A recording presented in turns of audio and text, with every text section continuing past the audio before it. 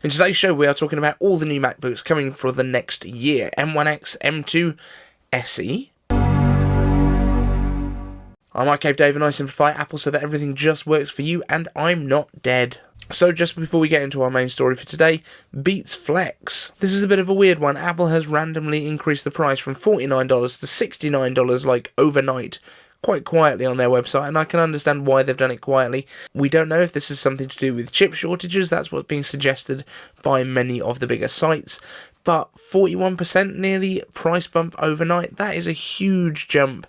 Admittedly, it's $20. Like, it doesn't seem like as much when you say $20, but when it's $20 on top of $50 instead of $20 on top of $500, that's a much bigger change. So, Beats Flex, why do we think they've gone up in price? Do we think it's because there are new AirPods on the way and maybe Apple wants to differentiate between the AirPods that are coming and these? Are these Beats Flex, that I don't think I've ever seen anyone wearing, cannibalising Apple's AirPod sales? Let me know down in the comments. And before we get into the main story, as I say, we've got the elephant in the room to talk about. I got COVID. So that's why there was no show yesterday. I've still got COVID. I'm isolating for 10 days. That's what you have to do here in the UK if you get a positive test. So I'm waiting on the full-on lab test. I've had the lateral flow one. I felt like absolute crap for the first day. Don't feel so bad at the minute. Might go downhill again, we don't know. But my kids also are positive for it, so that was more of a worry for us, with Ted with his leukemia treatment and Ollie with his diabetes. And so it's just a little bit of a stressful time, but I'm back.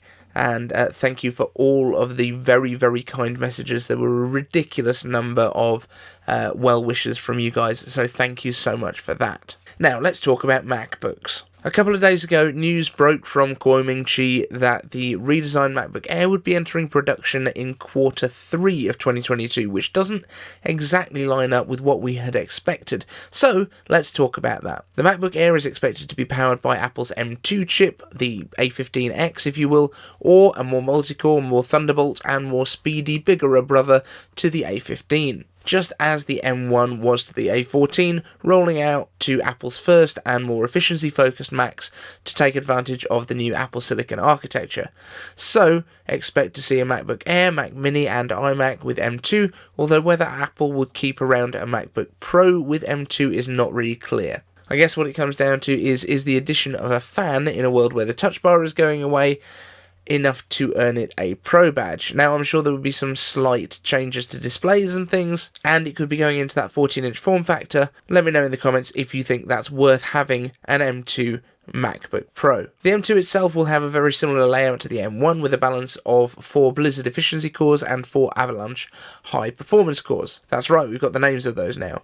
As well as a 10-core GPU, which will likely have some bin chips with a single inactive GPU core available too, at a lower price point for entry-level devices, which helps Apple to increase chip yields and lower overall prices. We're also expecting to see a full redesign featuring a flatter design, which drops the iconic MacBook Air wedge, prompting some to wonder if this is truly a new MacBook Air or in fact a revival of the pure MacBook name. The design will also likely feature display bezels in white, along with white keyboards and colourful aluminium chassis, along the lines of the iMac refresh, the spring-loaded event in April.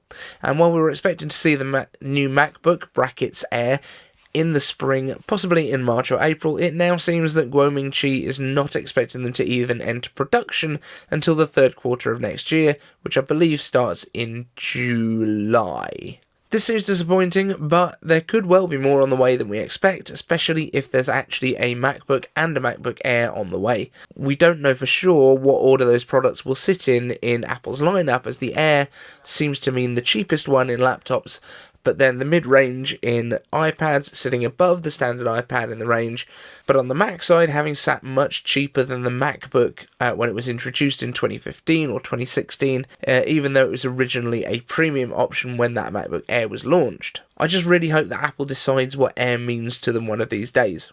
The MacBook Air is expected to be introduced at around the same current starting price of $999, although there is a chance that if, like the 12.9-inch iPad Pro, Apple does add the mini LED display, that they could bump the price by $100 to to $10.99. Now, in terms of the other MacBooks that we have to look forward to, we've got the MacBook Pro, which should be just weeks away now, in 14 and 16-inch display sizes, with a more squared-off design, M1X 10-core processors, including 2 Ice Storm efficiency cores, and a massive 8 Firestorm performance cores, and a 16 to 32 core GPU, probably with the fastest integrated graphics in the world when it launches. Now, the M1X MacBook Pros are expected to get mini LED displays in both sizes, along with improved 1080p FaceTime cameras, which might include center stage, Wi-Fi 6E, and a whole bunch of resurrected zombie ports like HDMI, SD card, and MagSafe charging. Of course, alongside the USB-C Thunderbolt ports. Just cutting in, Editor Dave here. We've also seen overnight that the MacBook Pro chargers, the 96 watt version for the 16-inch MacBook Pro, has gone to like 2 to 3 months shipping times, which means they're out of stock with Apple, which means that we might well have the new thing on the way. Sucks if you own a current 16-inch MacBook Pro and you need a charger though, because yours is broken. But this is really good evidence that we have got those new MacBook Pros any minute now, like 12th of October. Pretty certain this is still the date we're looking at.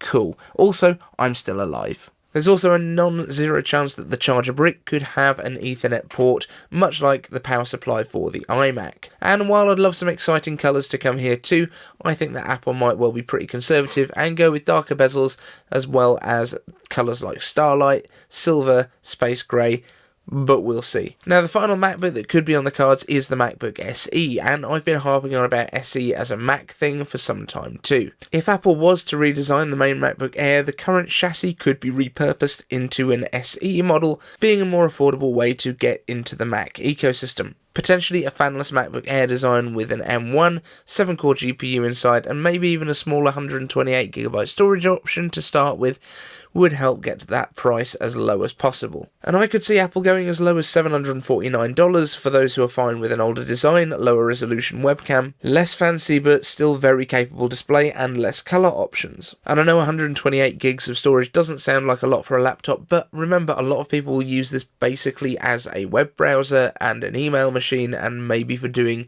a little bit of spreadsheets or documents. Not everyone is editing video, keeping everything they own on their laptop, and we do have iCloud, so massive photo libraries can all be kept off your device and in nice, safe servers that are far away. Now, everyone tells me that Apple doesn't do cheap or accessibly priced, but it's simply not true. An iPad with A13 center stage and a 10.2-inch Retina display costs just $329 or $299 if you're an education customer. Now, that's insane value, just like the current iPhone SE that also uses the A13 inside.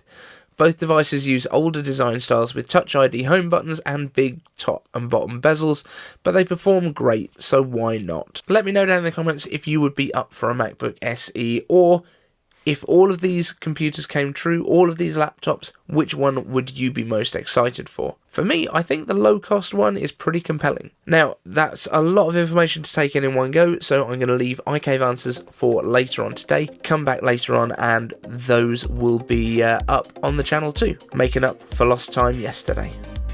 Thank you so much for watching, and we'll see you in the next one.